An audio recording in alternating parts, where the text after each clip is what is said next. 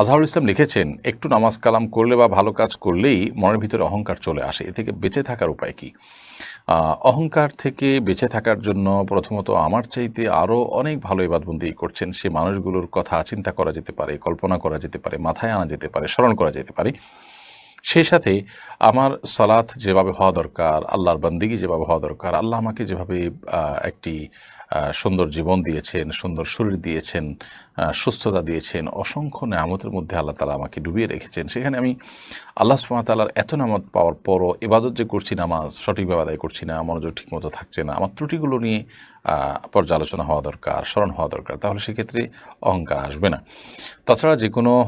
অর্জনের পর সেটির ক্রেডিট যখন আমরা আল্লাহকে দিব, আমরা যখন বলবো প্রশংসা আল্লাহর, কারণ তিনিই তৌফিক দিয়েছেন, তিনি আমাকে তৌফিক দিয়েছেন তাই হয়েছে, এই স্বীকৃতি যখন আমরা প্রকাশ করব, মনে প্রাণে দিব,